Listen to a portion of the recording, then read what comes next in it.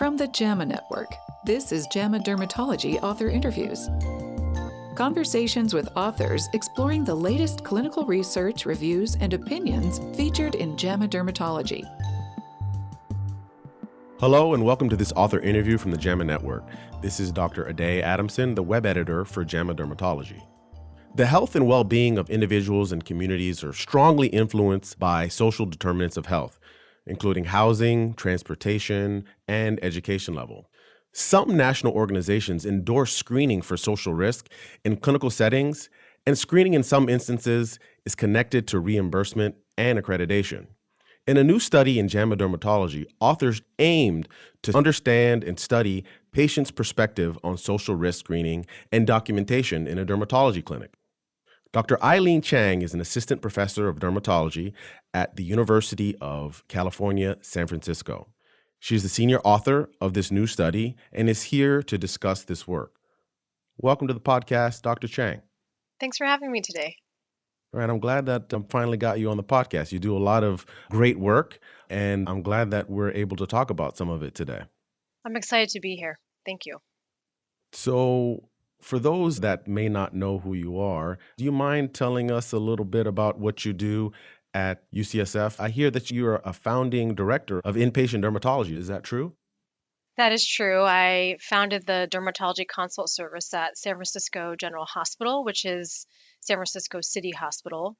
And that is where I do most of my clinical work. I also spend some time at our general dermatology clinic. And then the other thing that I do at San Francisco General is focusing on doing research related to social determinants of health and health disparities. And so I am freshly also the director of research at San Francisco General Dermatology. So in the study that you decided to conduct, I guess it comes out of your experience as someone who takes care of a lot of patients at a safety net hospital in San Francisco, where you're trying to determine whether screening for social risk was something that was desired or acceptable for patients at San Francisco General Hospital. Is that correct? You hit it spot on. The inspiration was really from the care experiences that I was having on the consult service as well as in clinic, in addition to the experiences that my colleagues were having as well. And it's really that seeing how social determinants of health, seeing how social risks were really affecting all aspects of our care plans, specifically lack of housing or unstable housing and lack of transportation are really common social risks that our patients face. I think not only in a safety net setting, but also at our affiliated academic center, UCSF, a lot of colleagues experiencing that as well. And so the inspiration was really from these clinical care experiences, finding that we were asking questions about social determinants in order to take better care of patients, seeing that adjusting our care plans to account for those social risks seem to help our patients. And so wanting to try to look at this a little bit more systematically, beginning with a fundamental question of, are our patients okay with us asking these questions? And so looking in the broader literature on this topic, there had been work done in primary care and emergency department settings asking this question of, do patients find it acceptable to be asked about their housing status, for example, at a medical visit? But no one had really looked at a specialty care setting at all. And so that was sort of like the impetus to ask a similar question. It's not a novel research question, but in a different population. Going in, did you think that perhaps it might be different in a dermatology setting versus, say, in a primary care setting or in a emergency department kind of setting? Given the population that we serve at San Francisco General having a high prevalence of these social risks, my thought was that patients would probably by and large be okay with being asked these questions. What I did wonder about was more how the questions landed on the patients and if they thought it was relevant to their dermatology care. And so I think that's part of why we wanted to make this a mixed method study, is to be able to interview some participants to try to get a little bit more of a nuance to their perspectives. So, how did you design this study? You mentioned that it was a mixed method study. So, it included a survey or multiple surveys, and it also included you doing some interviews of patients to understand their perception around screening for social risk factors. So, how did you go about putting that together? And also, what population did you choose to study? I know you see patients on the inpatient service as well as in clinic. How did you also deploy the interviews in the surveys in this context? That's a great question. And there are a lot of layers to figuring out how to design the study, kind of going from what's the research question that we want to answer, or what are the research questions we want to answer, and then what's really feasible with the resources available to us. And so we ended up recruiting and enrolling patients from our clinics, in large part because we wanted to be able to make our findings a little more generalizable to most dermatologists, and most dermatologists don't take care of patients in the hospital, or at least that's not their focus of their work. That said, of course, this is a safety net setting, so not going to be generalizable to all dermatology practice settings. But that's why we decided to do the clinic. And there's also some logistical pieces that make it easier to recruit from clinic. And then, yeah, you're exactly right. We performed a mixed method study where we recruited patients in clinic who prefer to speak English, Spanish, or Chinese. So we had surveys available in those three languages.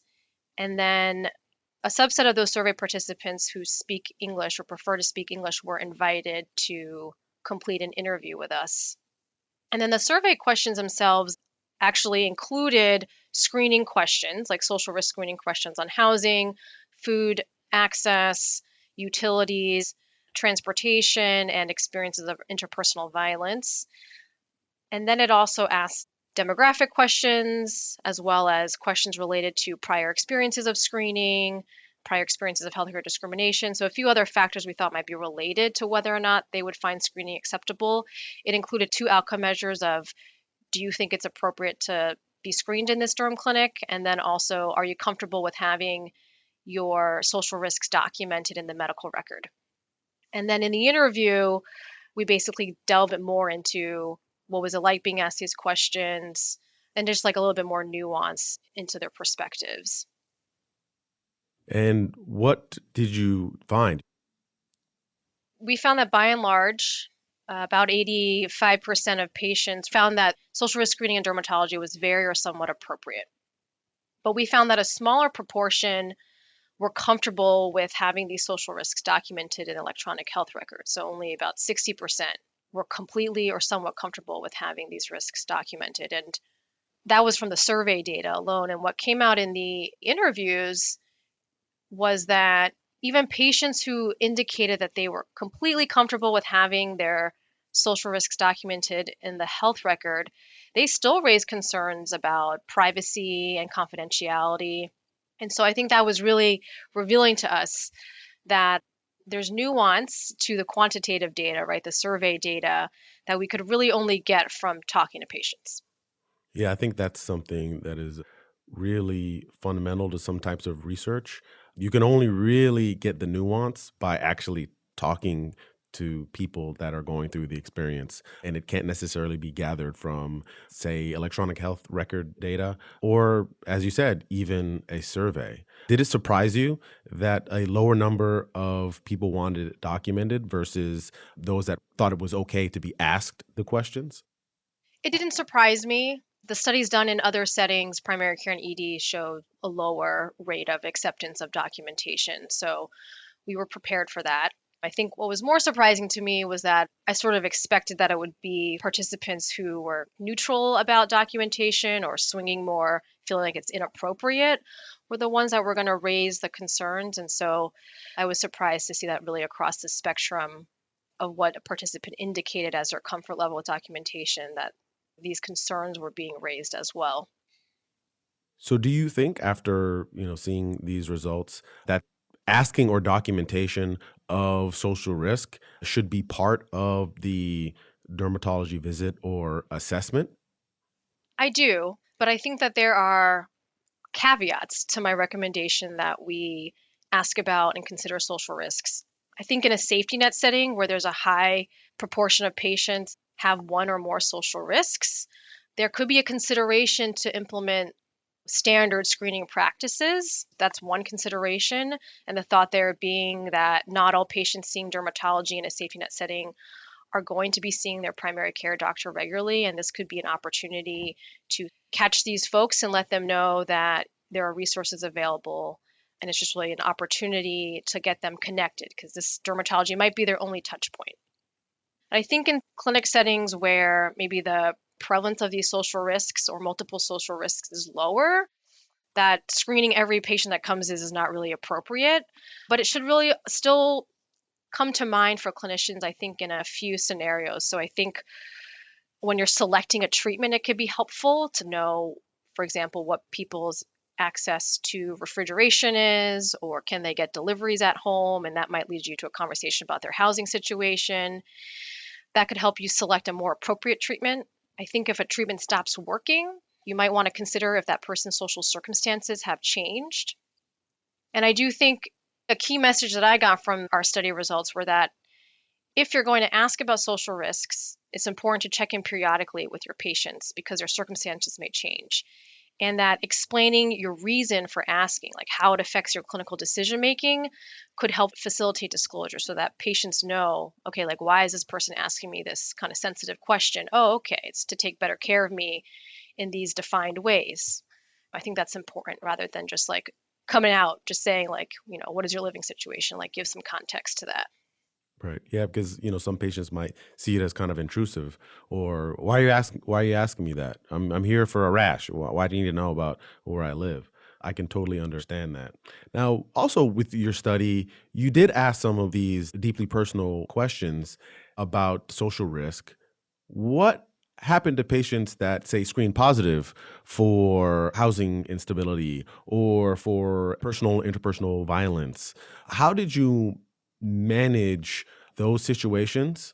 And how do you think, if you deployed this kind of survey, would you ensure that patients had access to the appropriate, care or intervention to help them? So, in the context of the study, if someone screened positive for interpersonal violence, we followed an established clinic protocol for this. So, it involved getting clinic staff involved with the care of the patient. For all participants who were approached about the study, whether or not they decided to participate or not, they were given a resource packet with local resources for related to housing, food access, and several other social needs. In our clinic, we also have the fortune of having a patient navigator who has been really helpful in connecting patients, for example, to transportation resources. And we have healthcare system support to offer Lyft and Uber rides to our patients to get to and from their visits. And I think I mentioned earlier, by and large, like transportation is a big common social risk that we see. For housing in San Francisco is very challenging, and there's a lot of people who need housing. So that's a very big topic that no single clinician was going to be able to solve. But we are able to connect people who are unhoused or experiencing unstable housing to different legal resources, as well as try to facilitate them getting on waiting lists. Though certainly we can't promise that there's going to be substantial movement on those waiting lists because we haven't seen that, unfortunately. And then, with food access, the city is pretty well resourced in having a lot of places where people can access nutritious food. And so trying to direct folks to those resources. But, I do want to say that we are very fortunate in San Francisco and at San Francisco General Hospital to have community resources and healthcare system resources that allow us to be able to assist patients. And I know that that is not the case in other parts of the country and make this a little bit more challenging to do because people feel like they can't ask these questions if they have nothing to offer their patients. Yeah, that's a really important point that you make. That if a clinic would decide to incorporate these kind of questions, like what now? Like what can they do if a patient screens positive? And for you, has this study changed how your clinic operates and how you ask questions of patients? Yeah, it definitely has. I think in my own journey with trying to figure out how to ask patients these questions, I think the findings of this study really support that framing and context are important. And that aligns with what my own clinical experience has been. I think I brought this up earlier, but just to emphasize why you're asking the question ahead of asking the question really helps patients see that you're asking them not to just be prying or inquisitive. There's a reason it's going to affect some decisions that you're going to make. I mean, I want to also take this opportunity to highlight unconscious bias. This sometimes comes up in this conversation where we have the best intentions here. We want to find out what our patient's social risks are so that we can better take care of them. But there could be ways in which unconscious bias are creeping in and lead to actually a worse outcome for our patients. And so, a very clear example I can give here is like someone is presenting with an itchy rash, and then you learn that they're unhoused. You might be more likely to anchor on a diagnosis of an ectoparasitic infestation and missing what they actually have, which might be atopic dermatitis or cutaneous T-cell lymphoma, because of unconscious bias. So as we ask these questions, we also have to be aware of our own unconscious bias and take steps to mitigate its effect on our decision making so that we really try to minimize the unintended consequences of asking about social risk information. Yeah, and I mean, I could also see bias creeping in who you decide to ask these questions to. You may decide based on somebody's appearance, whether that's their gender, race, skin tone, how they dress, whether to ask them at all about social risk. So these are certainly things that you got to think about when deciding to screen or deploy or what population, et cetera. That's a great point. Yeah. Well, I would like to thank you, Dr. Chang, for coming on the podcast and talking about social risk and screening in dermatology. You can find a link to the paper in this episode's description. This episode was produced by Daniel Musisi at the JAMA Network. To follow this and other JAMA Network podcasts, please visit us at jamanetworkaudio.com. Thank you for listening, and we'll catch you on the next episode of the JAMA Dermatology Podcast.